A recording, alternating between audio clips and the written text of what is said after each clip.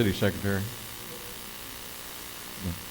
It's now 6 o'clock. Let's call the meeting to order. Okay.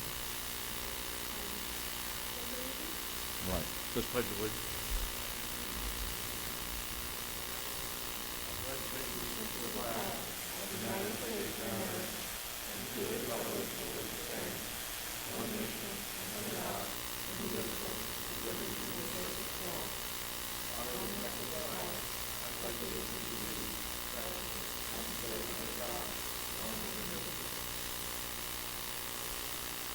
Brad.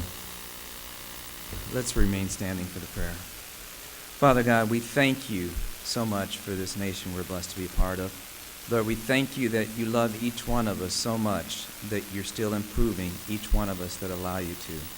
Lord, we ask you to have your way in the city of Brownsville, to make the changes that need to be made, to bring prosperity, to bring each of our hearts close to yours, Lord.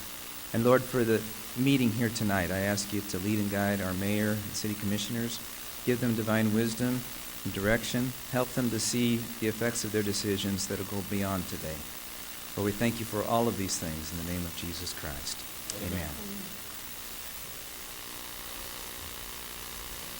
And hope to see all of you at the forum tomorrow for those that are running for city commission. I know some of you may be out of town, but everybody else would be great. It's at VICC Country Club at 12 noon, and they have a buffet available for purchase. Okay. Thank you, Brad. Appreciate it. Action on items discussed in executive session. Consideration and action on resolution number 2013-025 to authorize the sale of real property to Brownsville Affordable Homeownership Corporation for development of low to moderate income housing and designating signatories. This is the sale of lots that we had to take back from Brownsville Affordable Homeownership Corporation. We've redone the deal so that we will now get paid up front for the lots. Okay. Do I hear a motion? I'd like to make a motion to approve. All those in favor say aye. Aye. Motion carries. Thank you, John. The mayor's report. Okay. I'm sorry? No action on B. Is that correct? Okay. Let me just preface this remarks by hopefully I am stating the will of the City Commission and all of our constituents. When I tell you that Brownsville is attempting to move forward in a very positive position, and recently there have been some positions by some of our neighboring cities that annexation which has occurred some time back somehow is restraining or stifling the growth of those communities. Let me just make certain things clear to the public. Brownsville has a 5-mile ETJ, which is extraterritorial jurisdiction, pursuant to Chapter 42 of the Texas Local Government Code. The ETJ that was occurred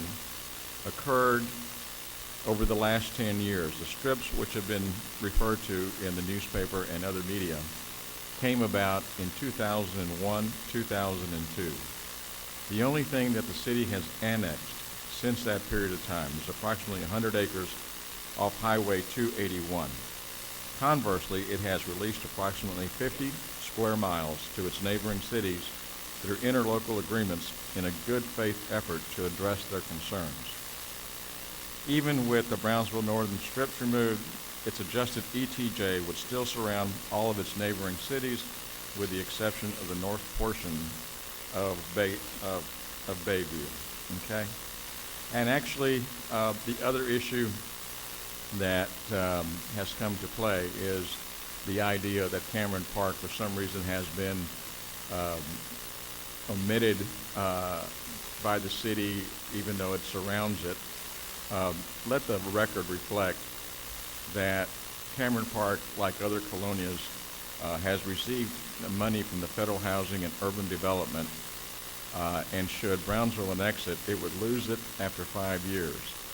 Cameron Park has received almost $1.2 million in Colonia housing dollars and nearly $1.5 million in hurricane disaster recovery funding due to Hurricane Dolly in 2008. Again, to conclude, Brownsville recognizes that the neighboring cities have the right to grow and prosper just like we do. It is not our intent not to work with our neighbors, but simply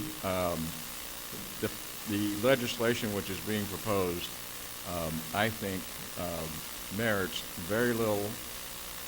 I think that we need to take a look at perhaps some of the property owners or property ownership of some of the things that are being proposed to find out what motivation, if any, is occurring. And I would strongly urge the public and the constituents of the city of Brownsville to address your concerns to the county commissioners that represent you at the county level, the county judge, and any other legislators who are within your district. Remember, this is one of the reasons why the emphasis is being so much placed on your right to vote. You need to register to vote. You need to exercise your vote. That is your voice. And you should tell your legislators, and you should tell the people that are governing you, which includes this city commission and myself, what is your will by virtue of your vote.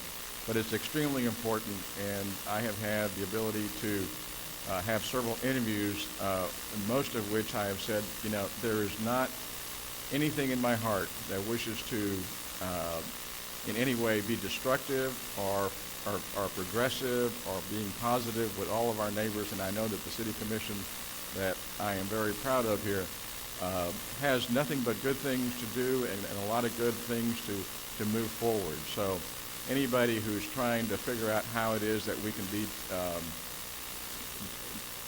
in a negative fashion be viewed is totally erroneous and should be looked at with a jaundiced eye. So that is the mayor's report. Does anybody have a commissioner's report?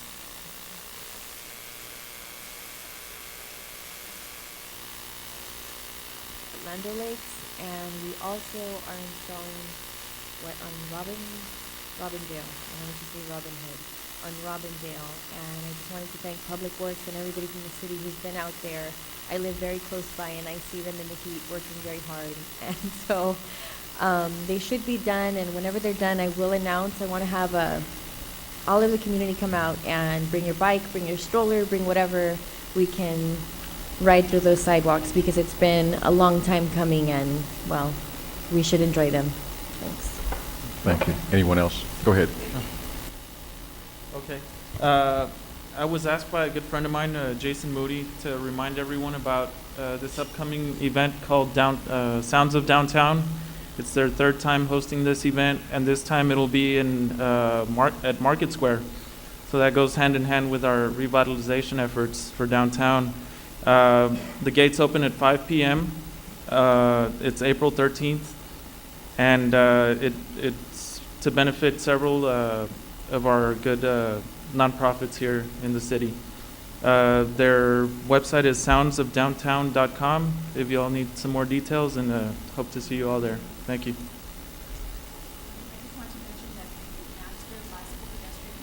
Hot and heavy on the way, in process. Planning is doing a wonderful job at working with Half and Associates, and the community engagement piece of the plan is about to begin. They've had one meeting with residents out near Ituria.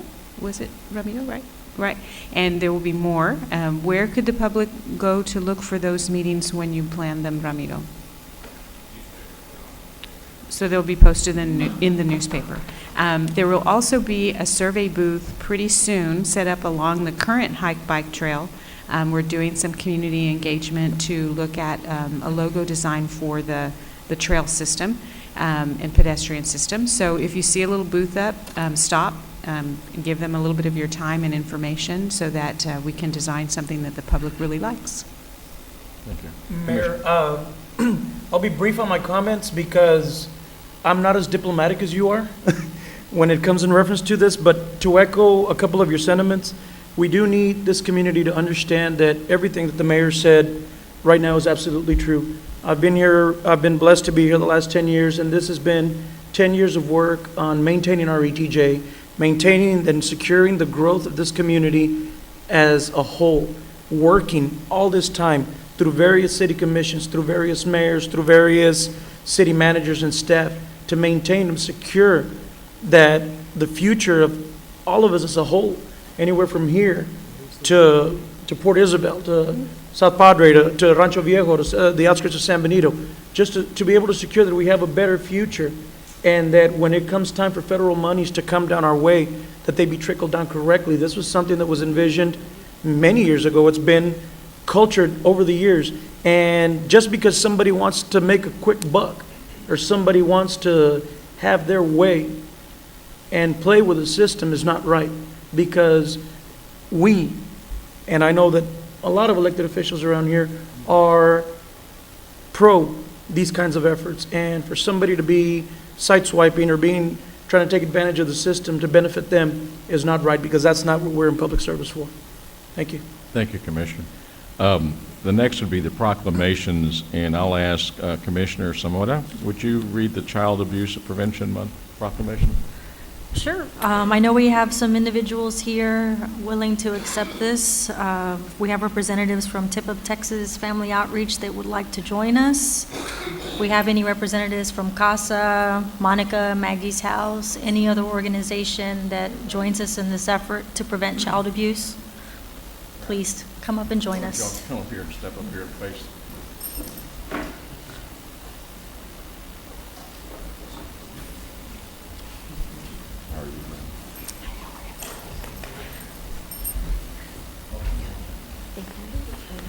How are you? Hello.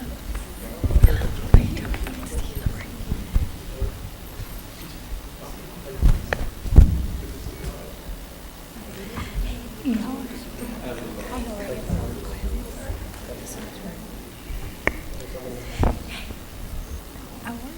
Good to see you.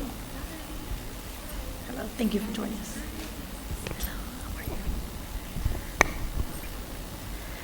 I know this is something that Commissioner Tetral and myself are very passionate about, so we share in presenting this proclamation, so I'm going to allow her to read this for the group. Okay. Proclamation of the City Commission of Brownsville, Texas, designating April as Child Abuse Prevention Month in our city.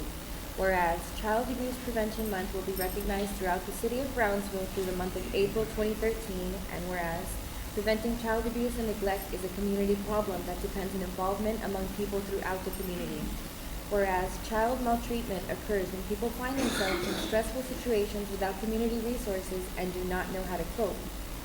Whereas the majority of child abuse cases stem from situations and conditions that are preventable in an engaged, supportive community.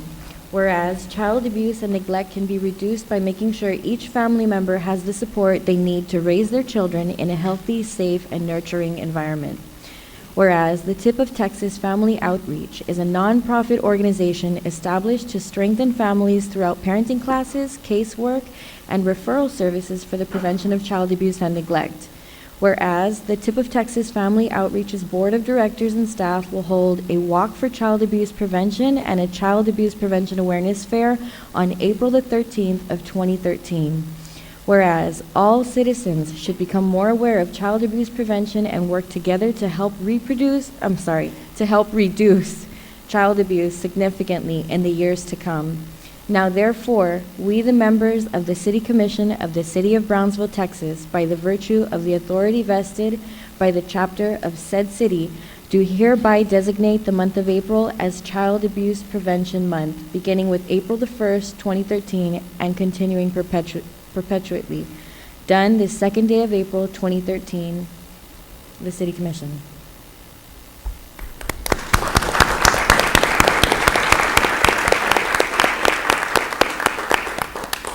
We have a representative who would like to say a few words and maybe talk about the upcoming event to invite the community. Good afternoon. My name is Marcus Villanueva. I'm the board president for Tip of Texas Family Outreach. Thank you. These are our board members and our staff. Thank you, Mayor. Thank you, commissioners. Thank you for this great gift for announcing, prevention, Child Abuse Prevention Month. We have an event April 13th. Do you have the flyer real quick? Oh, it's basically a a walk starting from 455 East Levy Street, our headquarters, that will go on to Dean Porter Park. And it's about a 1.5 mile walk, and basically we'll have a little water stop in between, and then we'll have a fair where a lot of the different agencies will be participating as well. So we invite you to go and hopefully enjoy a little walk on Saturday morning. Well, I want to tell you that on behalf of the entire city, thank you very much for all you do. Great program, great effort, and we're behind you 110%. Thank you very much. Thank you. Thank you.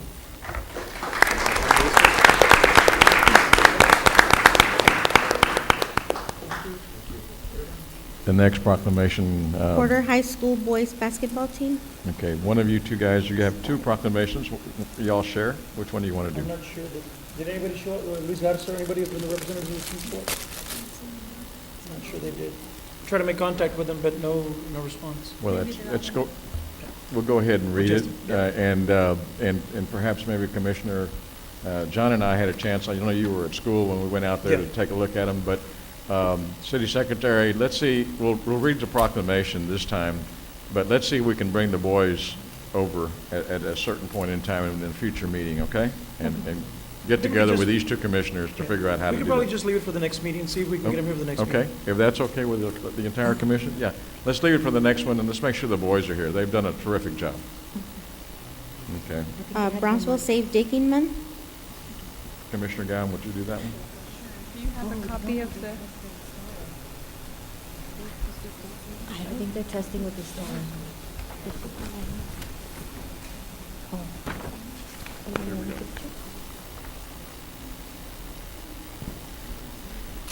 Okay. Go ahead. Proclamation of the City Commission of the City of Brownsville designating the month of April 2013 as the Brownsville Safe Digging Month in our city. Whereas thousands of times each year, the underground infrastructure in Texas is damaged by those who do not have underground lines located prior to digging, resulting in service interruption, environmental damage, and threat to public safety. And whereas in 2005, the Federal Communications Commission designated 811 to provide contractors and homeowners a simple number to contact utility operators to request the location of underground lines at the intended dig site. And whereas the Rio Grande Valley Damage Prevention Council, a stakeholder-driven organization dedicated to the prevention of damage to underground utilities in Brownsville and surrounding areas, promotes the National 811 notification system in an effort to reduce these damages. And whereas damage prevention is a shared responsibility, by using safe digging practices, the contractors and homeowners of Brownsville can save time and money and help keep our infrastructure safe and connected. Now, therefore, we, the members of the City Commission of the City of Brownsville, Texas, by virtue of the authority vested by the Charter of said city, and on behalf of the Rio Grande Valley Damage Prevention Council, do hereby designate April 2013 Brownsville Safe Digging Month, and encourage contractors and homeowners throughout Brownsville and Cameron County to always call 811 before digging. Safe digging is no accident. Done this second day of April 2013, Antonio Martinez, the Mayor and City Commission.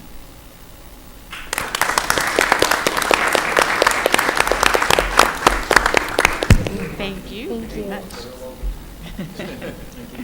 Thank you very much for what you do. Thank you guys so much. Thank you. I'd like to point out, Mr. Go ahead, Mayor please, and please. Commission, and the audience as well, that calling 811 is a free phone call. Having the utilities located is free. So 48-hour notice can save a lot of headache. Just please be patient with the paint on the ground or the flags. So that's why they're there. And they try very hard not to mark your new sidewalks. Okay. Thank you very much. Thank you all so very much. Appreciate it. National Autism Awareness Month. Ms. Olivia Cantu and members of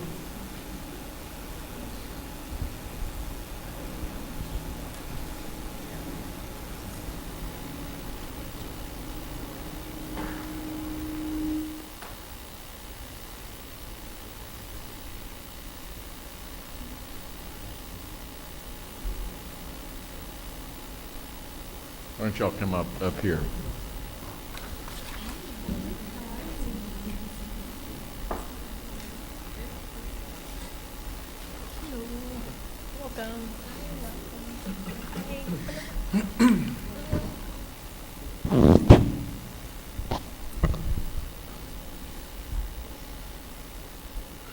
Mayor, we want to thank the members of Hidden Talents Academy for being here. And this one's a little special, and it's a little bit hard to me. I'm the uncle of an autistic child with Asperger's disease, and I work with other children also, helping them with their phonology and with their reading, also with, helping with children with Asperger's. So this is, kind of special to me. So I want to thank Commissioner Villarreal for co-sponsoring, and also for Hidden Talents for being here today and receiving this proclamation. The following is a proclamation of the City Commission of Brownsville, Texas, designating April as National Autism Awareness Month in our city. And whereas autism is a severely impacting lifelong developmental disability, resulting in significant impairment of an individual's ability to learn, develop healthy interactive behaviors, and understanding verbal and nonverbal reciprocal communications, and include autistic disorder, Rett syndrome, childhood disintegrative disorder, persuasive developmental disorder not otherwise specified, PDD, NOS, and Asperger's syndrome. Whereas autism is the third most common developmental disability affecting more than 500,000 individuals nationwide, and about 1 in 88 children has been identified with an autism spectrum disorder, an ASD, and the ratio is increasing. Whereas autism is a result of a neurological disorder affecting the functioning of the brain, but few members of the general public understand this complex disorder, and awareness and advocacy will ensure the general public acceptance for autism. And whereas, although a cure for autism has not been found, persons with autism can be helped to reach their greatest potential through accurate, early diagnosis and the resulting appropriate education and intervention that are vital to the future growth and development of the individual, in collaboration with the community, educational facilities, and parents with creative stability in the individual with autism. And whereas educational facilities such as Hidden Talents Academy have dedicated their service in the ongoing efforts to advocate for the rights, humane treatment, and appropriate education of all persons with autism, and believe if a child cannot learn in the way we teach, we must teach in a way the child can learn. Unknown author. And whereas autism is a complex disability that requires increased research to one day find a cure and prevention and greater recognition and understanding to ensure that individuals with autism living in Texas and all other Americans with autism are accurately diagnosed and appropriately treated throughout their lives. Now, therefore, we, the members of the City Commission of the City of Brownsville, Texas, by virtue of the authority vested by the Charter of said city, do hereby designate the month of April as National Autism Awareness Month in our city, and it's done the second day of April, 2013, signed by Antonio Martinez, Mayor of Brownsville, and the City Commission. Thank you.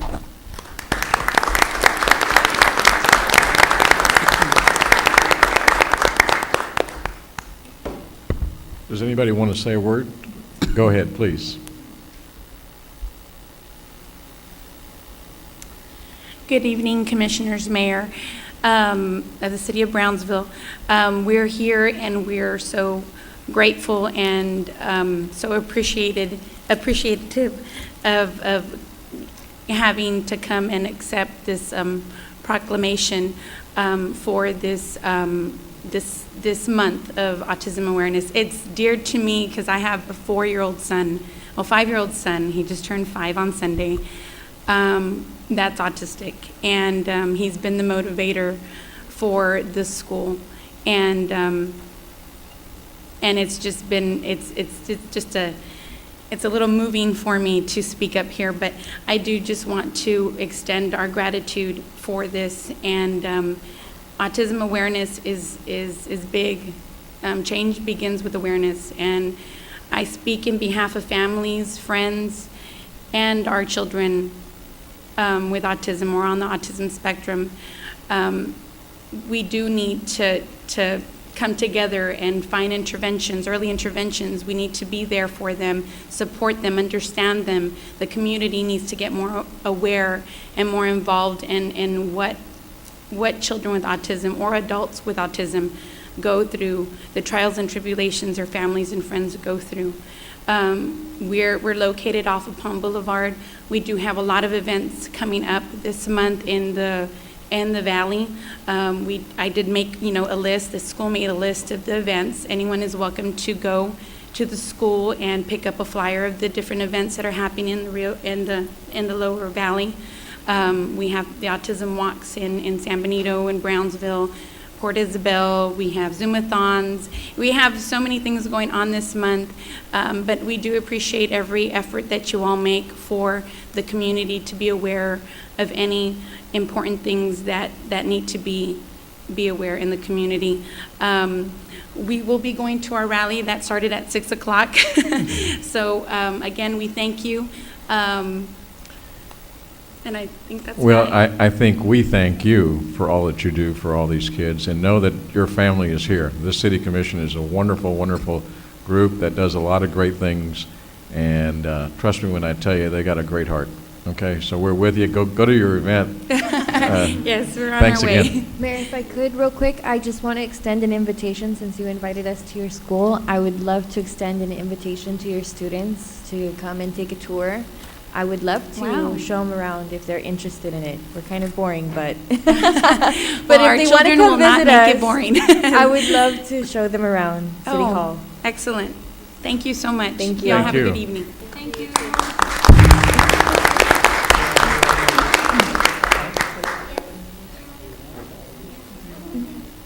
Employee of the month? I think this is Charlie's.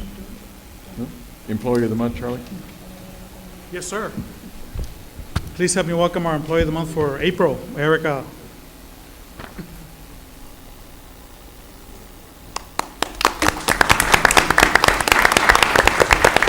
We call her Erica, and her last name is Espinosa.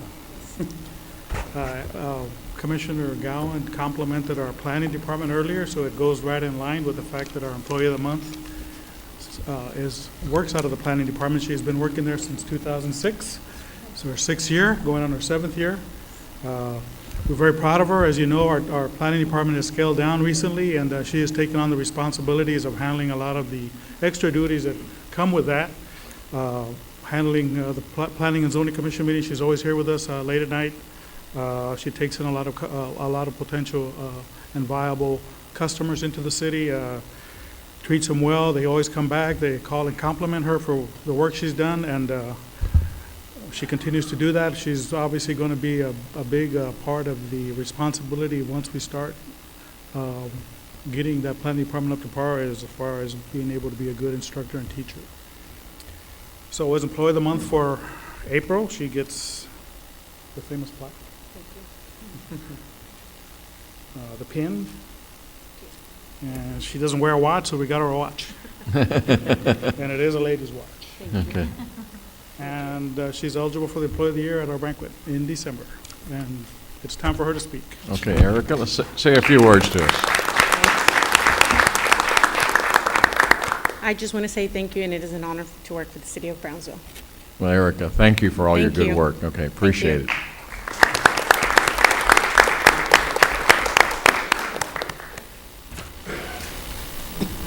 Presentation, Brownsville Public Library System. Honorable Mayor, Commissioners, I know all of you know me, but my name is Jerry Hedgecock. I'm the Director of the Public Information Services Department for the City of Brownsville. I'm going to time myself, so I try not to bore you too much. With me is Juan Guerra, our Director of the Library System, Head Librarian, and I'd like to acknowledge Mr. Merrill Hammonds, the President of the Library Advisory Board. Tonight I'm going to go over basically 3 things with you. I'm going to talk about the history of the library and show you some stats, because our statistics provide the foundation to show where we've been and where obviously the library system is going in terms of its growth. I'll talk about some of our needs issues, and then I'll also discuss and provide information about general cost on the potential future branch libraries. Back in May of 1994, the main library opened, and it was designed to hold 200,000 items. It was 45,000 square feet. Our collection when we first opened was only 19,000 volumes. And our southmost branch opened in August of 2005, and it was designed as 3 phases of construction, each phase at 20,000 square feet. The first phase was 20,000. It was designed in its first phase to hold 50,000 items, and when we opened the library, we had 39,000 items as part of the collection. Our recent addition to the main library is the new Public Computing Center, which opened on September of 2012. and we added 1,065 square feet to the main library via a mezzanine level. And I know that Commissioner Tetreault and Commissioner Gowen has been there and saw the only library to have an elevator that only has a single floor in the state of Texas, I suppose. But the total size of our main branch increased to 46,000 square feet, and our size of our facilities overall space increased to 66,065 square feet. In 2005, we had a total collection of 180,340 items, which included the main library and the new southmost branch. Our total circulation was only 168,000 items, basically. In 2012, our collection had grown to over 260,000 items, and our circulation had greatly increased to over 500,000 items, which is a 199% increase.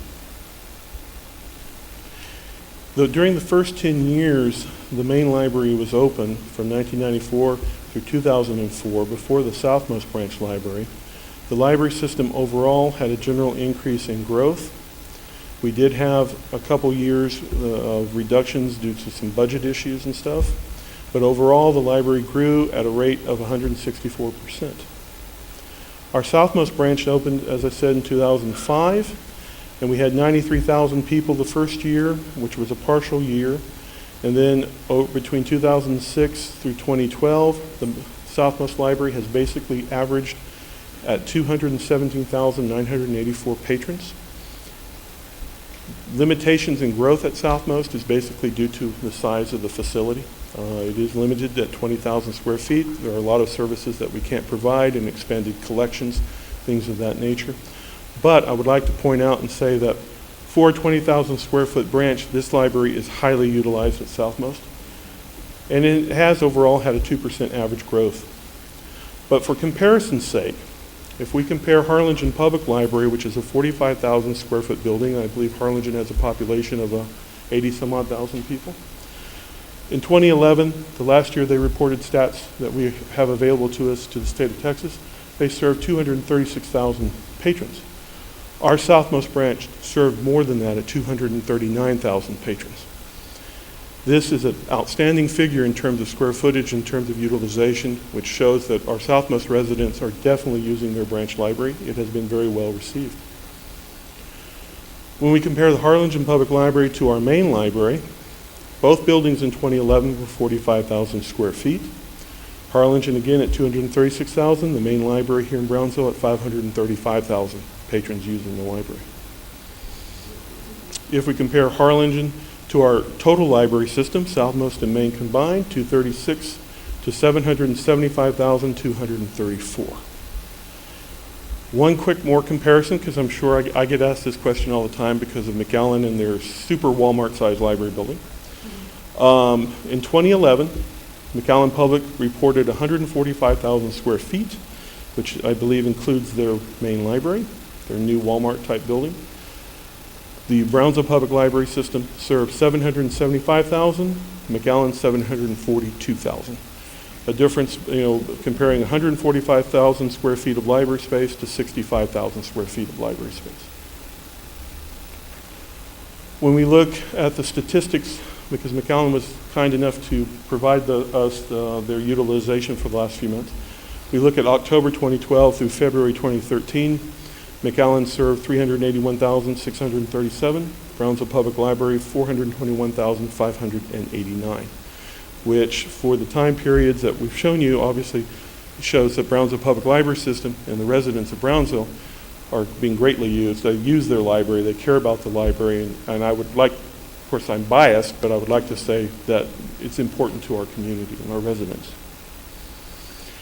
This chart shows the growth or non-growth of the three libraries I'm using together for our comparisons. Brownsville Public in the green, Harlingen Public in the red, and McAllen Public in the blue.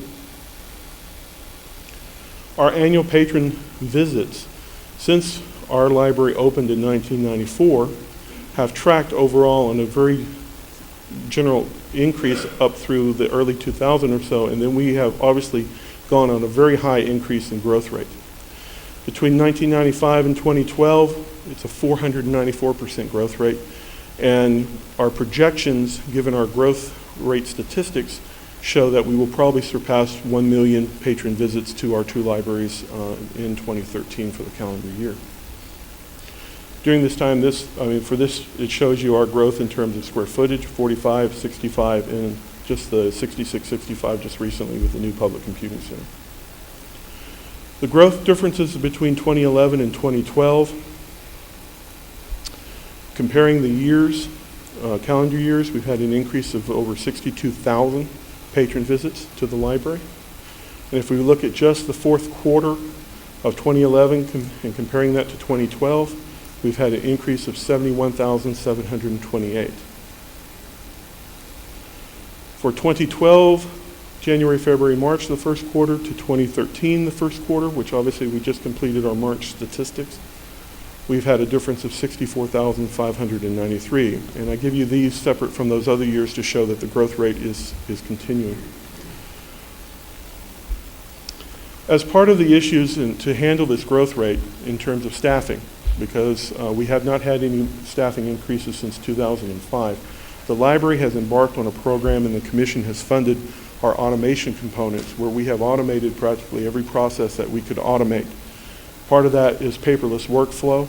We've done away with all the paperwork that the patrons had to fill out, staff had to process, put into the computer systems. Now you come to the library to get a library card, you do everything online, or you can start your request for a library card on your iPad, for example, without even being at the library. We've upgraded and automated our catalog with a new system that provides a lot faster response, and our patrons can access materials much faster, staff can find materials much faster. We have completely automated the circulation component at the library, where before, years ago, you come to the library and there may be a self-check that was stuck off to the side that very few people used. Now, the entire circulation process at the library is driven by patrons doing it themselves. This has freed up staff that, with the growth rate we've had, we've been able to move those staff into doing other things, so we've been able to keep up with that growth rate. Now, over 95% of our patrons that come to the library do all their transactions on their own. They check out their own stuff, they pay their fines and fees at the desk and everything themselves. They're completely kiosk automated systems, and the patrons love it. Instead of having to stand in line for 5 to 10 minutes with 30 people in line trying to check out, they can go up there and then within 30 seconds they can check out the materials and head right out the door. Other things that we've done at the main library and we're getting ready to implement later this year at the Southmost Library is electronic computer reservation. Before you come to the library and want to use a computer, you had to sign in on a paper log, sit around and wait your turn. Obviously at the main library we've gone from 24 internet computers to 184, so there's not a long line. But now we don't even have the staff issue of where you have to go get a staff member and sign up. You can log into the computer with your library card, do everything you want to do, and don't even have to get in line and wait for a staff member to help you. We've also now, and we're about ready to do our new inventory. It's fully electronic controlled inventory system that's going to speed up the whole process. We've now provide wireless automated internet that is completely automated. We don't even have to have automation staff out there helping people get online. It now supports all the different type of devices that people bring in. We also now have fully automated kiosk printing at the main library, and we're going to be doing that shortly at the Southmost Library, where patrons send stuff to print. They go, they pay for it, release their own print jobs. They don't even have to wait in line for a staff member to get it for them. All these type of things have been done for us to be able to use our staff as wisely as we could and get them out there helping the public and doing other jobs with this growth rate that we've had to try to keep down the cost of requesting for more staff. Obviously, the benefit of this has been great to the public because they've got much better service. They can get in and get out and get what they need. It's more under their control, and most importantly, they don't have to wait in such long lines as they used to. Before the Public Computing Center opened at the library, people that would come in at 6:30 in the evening, you had a 50-50 chance whether or not you were going to get a computer before the library closed at 9 o'clock. That no longer occurs. However, with such growth, we do have issues that we are going to be facing with this growth rate continuing. And obviously, staffing increases is something that needs to be addressed. We have lack of staff in terms of maintaining the collection and keeping things in order. We have been doing a very good job about that, but with so many people coming in the building, when you have 500 people in the building, And a small number of staff, you just can't keep up with the amount of items that are being checked out and getting them back on the shelves, all that sort of thing, and helping the public in general. We have not enough supervisory staff with the massive amount of people coming in that because supervisors deal with issues and helping the general public. And when we don't have enough redundancy for when we have multiple call-ins and sick and annual leave, it puts the library in a critical situation that we just don't have enough supervisory staff to oversee, especially in the busy hours from about 4 o'clock in the afternoon through the evening. And of course, the most important thing is librarians, because librarians are the most critically important staff that we have, because they're there to help with the research that our students, our children, and our college students and others need, and our business people in terms of finding information. Even though today we have all this information at our fingertips, as I'm sure all of you know, a lot of information on the internet is not authoritative, and librarians are very good at helping our public find that authoritative information that they need. As a comparison, and only for comparison's sake, McAllen Public Library has 57 clerical staff, 25 librarians. Brownsville, we have 45 clerical FTEs and 9 librarians. Limited seating is one of the issues that we have at both facilities, and enough seating that has power because everyone's bringing in devices into the library is a big issue. We're running out of shelving space. The southmost library is already beyond capacity. We have a critical issue of what we're going to do in terms of our growth for our collection for the southmost facility. The main library as well is running out of collection space. And we are going through the next process for this budget. This next budget process will be to ask for some funding to extend the height of well, not the height, but adding shelving into our existing shelving. We can't add a lot because if I do, we take away seating. So it's becoming an issue in terms of what we do for the growth of the collection overall. We don't have room for new collection types. For new branches, one of the things that's critical at the main library is to have space for the technical services department. Some have said in the past that the main library was never designed to be added onto. We have found some concepts that we can do that. And needs to be considered, especially for the technical services department, because that department takes care of all the ordering, the acquisitions of collection development, all the physical processing of every item that comes into the library system for both libraries, and cataloging of those that makes it available for the public. It's the type of service that cannot be decentralized without greatly increasing staffing costs to do it. And right now, we don't have any more space in the department to add the staffing that we would need to be able to support future branch libraries. For the southmost library, where more than 50% of our patronage is children and young adults, teenagers, that come into the building, we do not have space for teens. It was something that could not be factored in the original building design because of budget, and we do not have enough space for the children's department. From the very beginning, Southmost was designed to be added onto. In the second phase of construction design of 20,000 square feet, 10,000 of that was to be set aside specifically for children's services. Overall, the library system needs to consider things for the future. We get high demand for quiet reading rooms, study rooms, group study. We need space for collaborative learning to deal with educational programs, health programs. We have no exhibit space.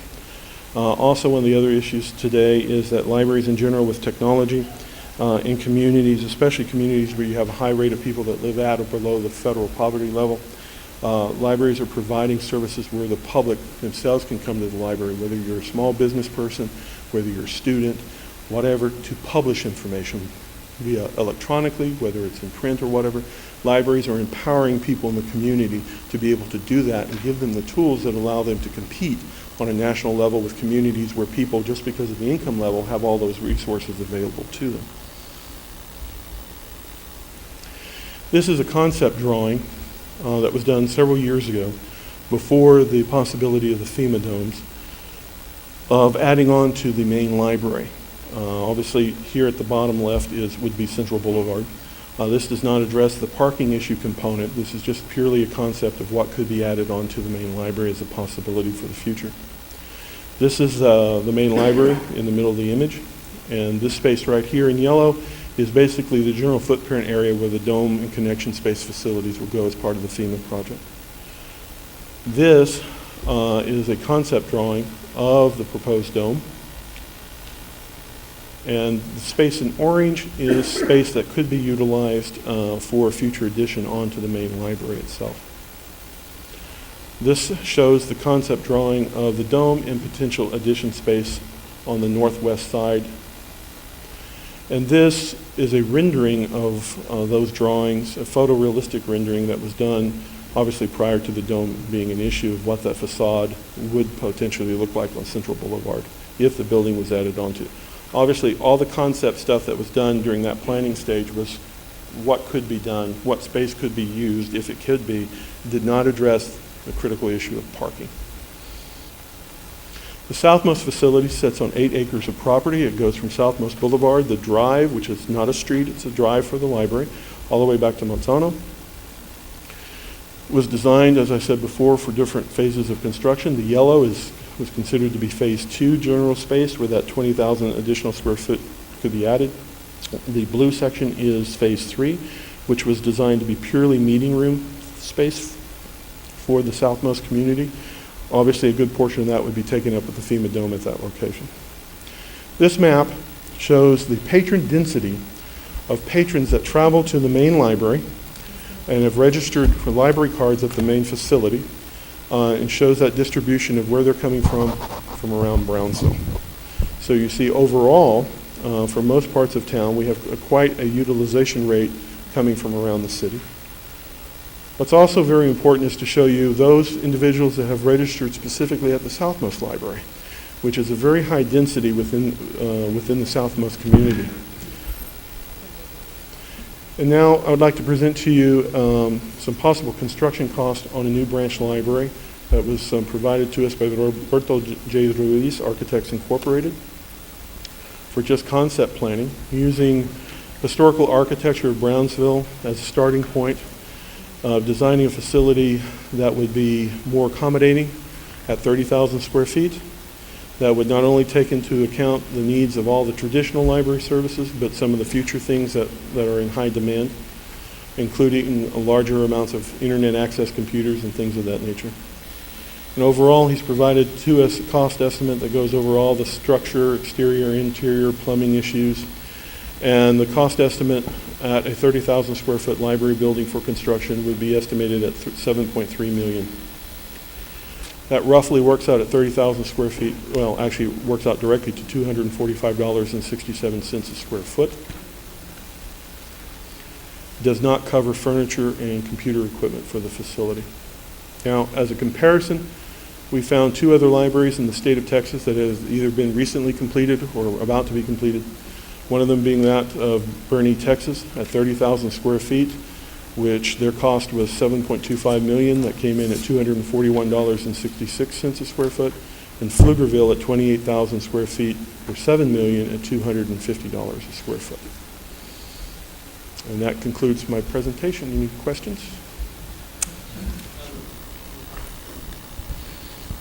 First of all, Jerry, I want to commend you on a great job being understaffed and with a smaller than needed budget. Management, whether it's for business or nonprofits, it's always a difficult thing to do, especially when you have to deal with organizational culture and changing it. And I think you've done a great job from taking a traditional library and turning it into what it is today. I've been there as a elementary student through high school for science fair projects, and I've gone today, and it's a totally new crowd. You see a wider cross section, so that's a great job right there. I also have been. I have to say, it's not myself. It's Sure. a wonderful staff that the city has at the library system. Because obviously, I'm passionate and biased, but I've got the best library staff in the entire Rio Grande Valley. Sure. I'll put them up against everybody. Look at the number of people that are coming in. If we didn't have that number of people coming in, it would show. And it's because of our great staff that we have such good people. I mean, Absolutely. our patrons are using it. Absolutely. The other thing is you compared our library system to McAllen's, and I have spoken with, I spoke with one of the commissioners in McAllen, and he mentioned their library, the Walmart, the old Walmart, and he wasn't too much in favor of it because it was going to be filled with books, and now you can put about 100 books in one of these things. So I think you're doing a great job in investing in the technology.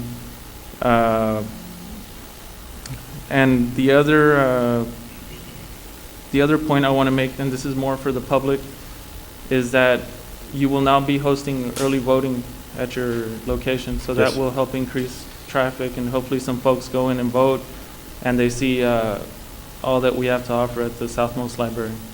Yeah, we're very excited about that because hopefully if we can get people to come for early voting and regular voting to the library locations, we can get people that may have never come to the library will come for that. If they come for that, maybe we can entice them for other library services and hopefully bring their children.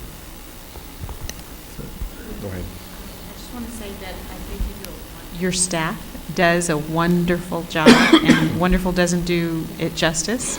It's well beyond that. I would like to commend you not just for your hard work, but also your creativity, as Commissioner Villarreal said, and commitment to efficiency to be able to serve all of those people. I think your presentation leaves no doubt that the library system is something that is beloved and used within our community and needs to expand.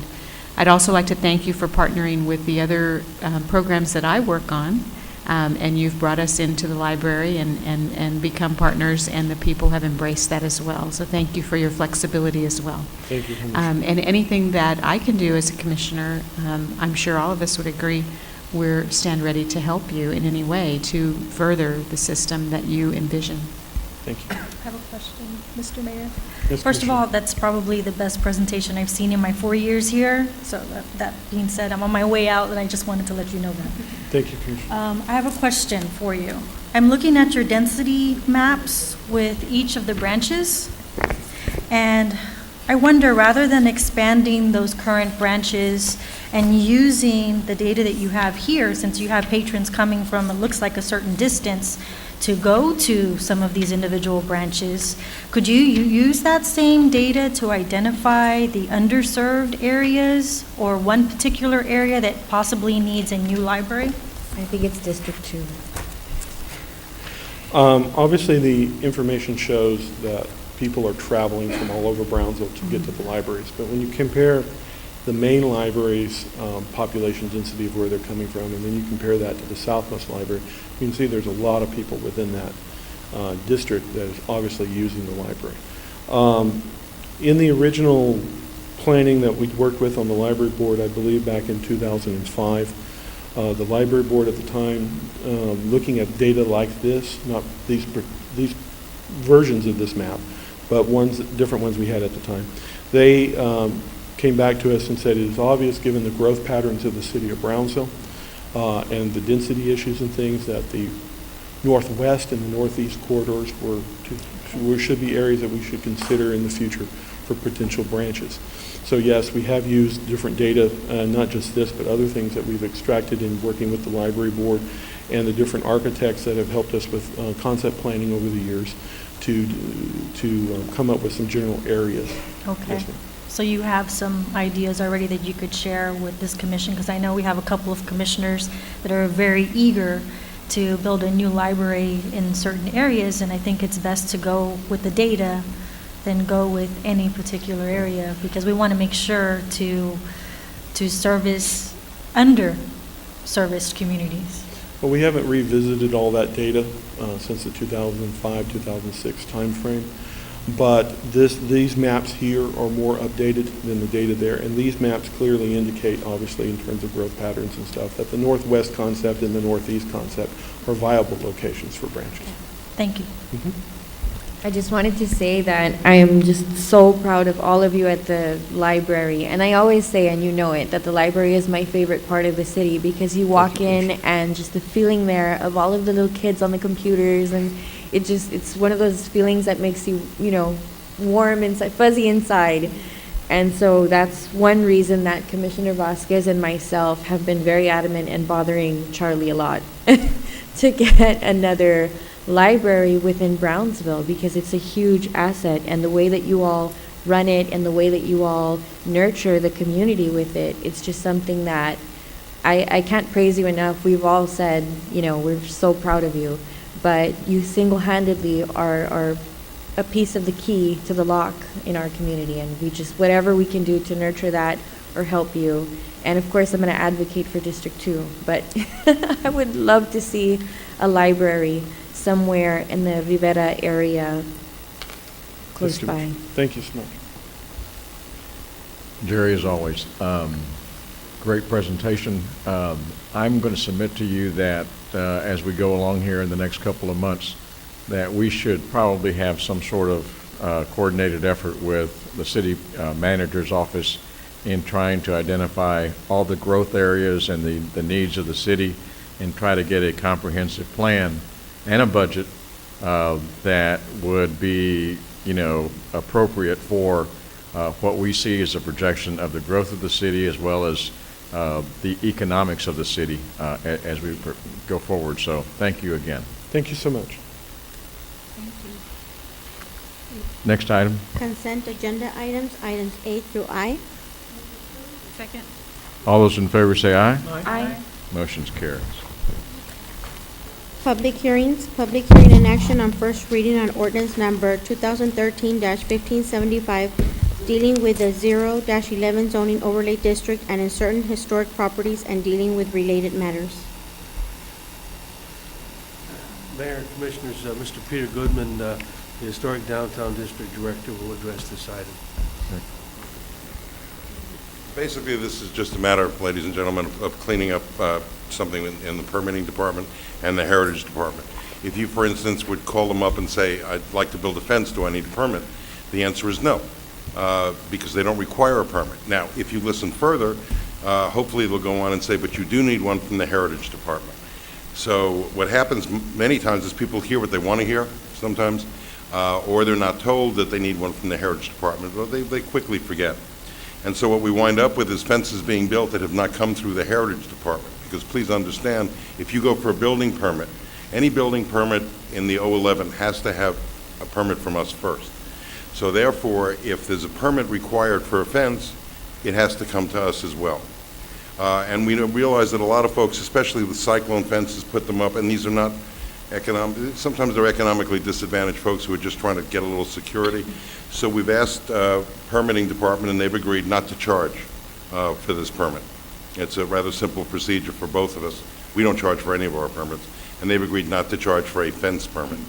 If you were to build a brick wall, if it's under 6 feet, it's on the books, it's a fence. Well, to me, it's a wall, it's not a fence. And the same thing with the heritage folks on the Heritage Council. If you're going to build a brick wall, we need to know about it. And so this just makes it easier, I think, for both our departments. Okay. This is a public hearing. Any other comments? Motion to close public hearing? All those in favor say aye. Aye. Motion carries. Action item. Motion to approve? Second. All those in favor say aye. Aye. Motion carries. Item number 7. Public hearing and action on first reading on ordinance number 2013-1574 to control pollution and prevent polluted water discharge into the municipal separate storm sewer system and water bodies from residential, business, and commercial establishments to preserve the natural flow of water and waterways within the city of Brownsville, to establish penalties for violation and related matters. Santana, this is the one we had in the workshop? Yes, sir, this is the Okay. workshop. All right. And in accordance to this ordinance, is to preserve our natural water flow and waterways within the city of Brownsville, sir. Okay. This is public hearing. Any comments from the public? Would close? Second. All those in favor say aye. Aye. Motion carries. Action item. All those in favor say aye. Aye. Motion carries. Is there any public comment? No, I didn't get anything up here. Okay. Number 9. Item 9, consideration and action on a contract between the City of Brownsville and Robinson Aviation, RVA, for air traffic control services at the Brownsville South Padre Island Airport. Mayor, City Commissioners, the purpose for coming before you this evening is to make sure we prevent that from happening. Okay? What you have depicted in the cartoon, which was in the Brownsville Herald, is the result of an uncontrolled airspace. And what you see is a whole series of aircraft flying around, and basically there's a voice coming out of the heavens saying, do whatever you want. Okay? Right. You would not want to be a passenger in one of those planes. Okay? Our purpose for coming before you, and as you're aware, the sequestration and the effect of the sequestration are affecting Brownsville and the Brownsville Airport in terms of the FAA's action to force a tower closure. And in response to that, in recognition of the safety problem that that creates, we have been able to put together a program that would allow us to continue the operation of the control tower, as we think it should be, in a manner that is the same as we have now, with the same number of hours using RVA Incorporated as the tower controller. I'd also note to you I have a representative from RVA here, the chief of the control tower, also Manuel Alcocer, who's the chairman of the Airport Advisory Board. We put together this program, and we've also gone to the GBIC to request the GBIC to help the city participate in making sure that the progress we've made in terms of going from one airline in 2002, June, we had one airline, 3 round trips a day. We now have 3 airlines and between 7 and 14 round trips per day. That's progress. But in order to have that, you have to maintain the tools that we have now, such as the tower, in order to allow us to be able to continue to grow. So we're asking this evening that the City Commission approve this contract with RVA Incorporated. Is designed to help us pass this emergency situation to last us until the end of September. And it costs about $44,000 per month, the same basic contract that the FAA has right now with RVA Incorporated. There will also be an insurance cost that will be tacked on to that. There will also be another cost in the future that the FAA is working on, and that is through a multi-use agreement. What we'll do is contract with the FAA for the use of the equipment that is in the tower, the radar units, the radio units, et cetera, as well as the utilities, so that we will basically go into what the FAA calls a locally controlled tower contract, if you would. We believe that's the best thing for us to do at the present time while we seek a longer-term solution. The Airport Advisory Board has met on this and recommends approval, as does staff. We'll be happy to address any questions. I'll entertain a motion. Gladly like to make a motion to approve. Second. All those in favor say aye. Aye. Motion carries. Thank you, Mr. Brown, doing a great job. Thank you. Okay. Next item is yours as well. Right. Item 10, consideration action to award a contract for commemorative Air Force roof rehabilitation at the Brownsville South Padre Island Airport. As the Commission may recall, the commemorative Air Force building serves as a museum for the Community Flying Museum and is a part of the airport property. It's owned by the City of Brownsville. The metal building is exposed to the air at the airport, which tends to be fairly salty due to its proximity to the Gulf. And so the building itself sustained a lot of damage associated with rust. What we've been doing over a period of several phases is replacing the roof on the building as well as doing some other repairs.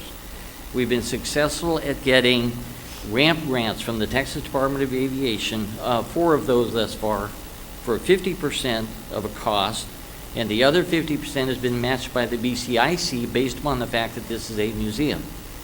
The last phase of this project is this one. It's phase 5. It will complete the replacement of the roof as well as allow us to do some additional improvements to the side where we've got rusted out panels and so forth. We've been fortunate that we've got in, the bids are well within the project budget that we have, which is $100,000, $50,000 from BCIC, $50,000 from the state. And so we're asking the City Commission to award this contract to the low bidder together with all of the alternatives so that we are able to complete the final restoration of the building that houses the CF Museum. I'll entertain. I have a question. Go ahead. Quick. Phase 1 started way before 2010. That's correct. We're on phase 5. How many more phases do we have? And by the time we finish this phase, are we going to have to start phase 1 again? What we've been doing is very carefully selecting materials, paint, et cetera, that's being used in order to fix the building up so we don't have to do that again. So that we've got materials that are going to last longer than the initial phase did. So this Phase 5 completes the roof, and it completes the roof so that it should last us another at least 10 to 15 years. How much square footage are we talking about? This has more phases in the sports park. I understand, but what we've been doing, first of all, the roof on this structure costs well over $100,000. This project is for $100,000. But the roof on the building covers about 30,000 square feet, and it's been done in phases. And so as money became available on a 50-50 basis, we've been taking on a piece of the roof at a time. Well, if there's a life expectancy of 10 years, shouldn't we have waited till we had all the money so we can finish it within a certain time frame? The problem we have with waiting is the fact that the roof leaks like a sieve. There are very valuable museum pieces inside the CAF that have already been damaged by water leaking through the roof. And so it's important that we attack the problem as we can, as funding permitted. That's what we've been doing. Okay. What was their percentage of match, the museum, to what we're paying? I'm Did they sorry? pay anything? Did they pay anything for the renovation? The CAF hasn't contributed in terms of paying for the maintenance of the building, because basically it's been in the agreement that the lease agreement that the city of Brownsville is responsible for the building. Okay. Great. Thank you. Okay. I'll entertain a motion. Motion to approve? Second. All those in favor say aye. Aye. Motion carries. Thank you, Mr. Brown. Thank you. Number 11. Item 11, consideration action to award a term contract for fleet management and maintenance services for the city of Brownsville. Honorable Mayor, City Commissioners, following item is at the request of the City of Brownsville Fleet Administrator Adolfo Perales. The Purchasing Contract Office has solicited proposals for fleet service providers for the management and maintenance of the city municipal fleet, which expires March 31st, 2013. Legal advertisements appear in the Brownsville Herald 2 times. It was also posted in the Texas bid system. 26 vendors of the Texas bid system received the invitation to participate. 16 vendors accessed and downloaded the RFP. Pre-proposal conference conducted on October 10, 2012. On Thursday, November 29, 2012, the Purchasing Contract Office received 2 sealed bid proposals from 2 vendors.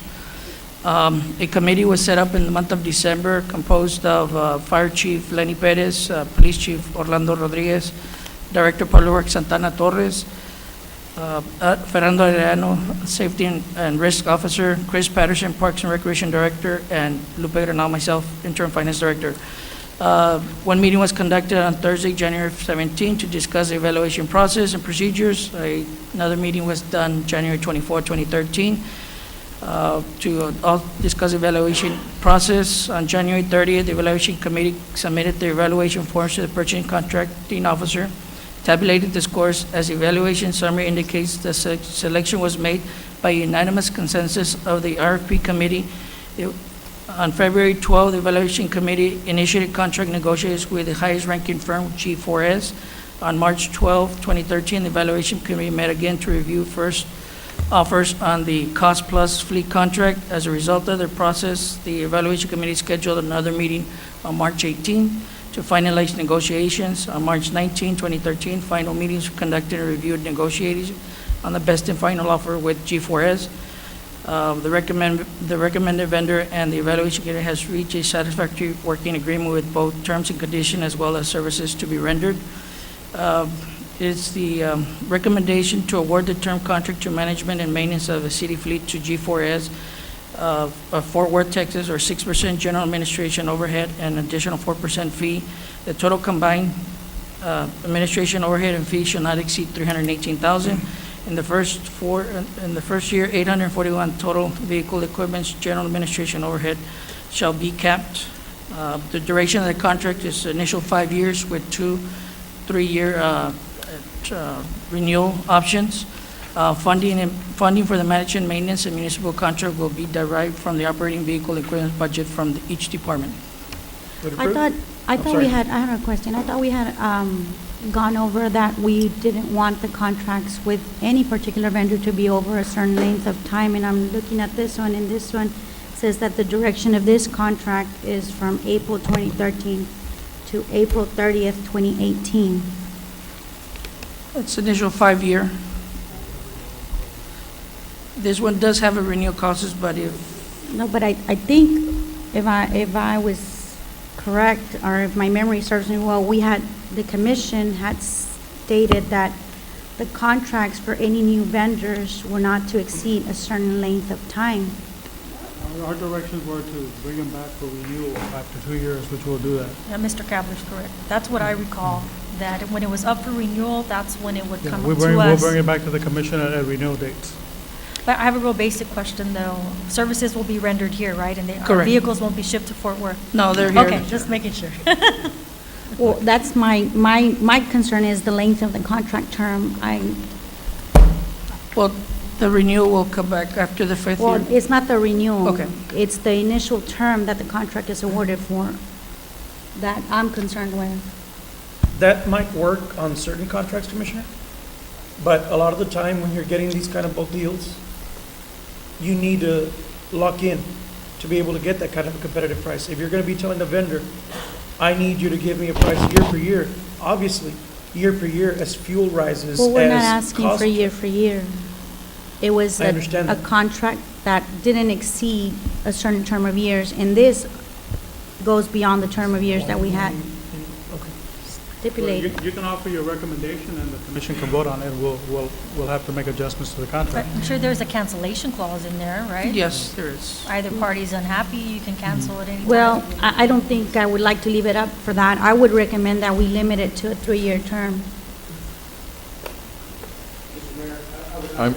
I'm sorry, unfortunately, this is not public hearing. I think he's the. I'm the other vendor. I think the city council wants to hear. Oh, and who asked not to speak? I mean, you were supposed to sign up there with our staff. It's because I think the legal is because it's a item on the agenda, and I think that's the law. Mayor, public comment is to address items which are not on the agenda. That are not on the agenda. This is an action item which does not have public hearing. I'm just trying to follow the Robert's Rules of Orders and what I have to do, and I apologize to you, sir. I think the whole idea is, if there's a motion, I'll be happy to entertain it. I would like to make a motion to table this item so that we can look into the terms that we had discussed previously with regards to the contract and maybe discuss with legal as well. How long was the previous contract for the previous vendor? I believe it was a 5-year contract, and it had 2 3-year renewals on there. That was the previous one? That was the previous one. Is that pretty standard when it comes to other municipalities? I believe that was something that purchasing was done, that actually goes through the process of presenting them that way, especially long-term contracts like these. Well, and the reason that we had discussed this in the past with regards to the terms was because most of the commissioners serve a 4-year term, and these are 5-year terms. And so when the new commission comes in, It extends the life of that commissioner's vote. I'll second your table. Okay, I have a motion and a second to table. All those in favor say aye. Aye. Better lift your hands up so that there's 3. All those nay? Nay. Nay. Griselda, please note that I'll be abstaining. Mayor, it's your vote. I'll vote aye. Okay, I think, Charlie, we need to take a look at this procedure. I think at this particular point, we need to have a maintenance agreement go forward, but I would suggest that, and I'd like to have Commissioner Vasquez get together with you and get a policy going so that we do. I think, quite frankly, she's correct in the sense that it probably exceeds the term of one of the commissioners. But let's say if there's some general policy and if there are exceptions, please give us some sort of memo, and we make sure that legal is okay with that, okay? Estela, it's always going to extend over because the terms are staggered. No, I understand. That's what I'm saying, is that, but just clarify it for the record so that we can have the discussion at a later time or have a workshop if you all would like that. Okay, so a motion passes. I now entertain a motion to adjourn. To adjourn. All those in favor say aye. Aye. Now you've got a lot of friends.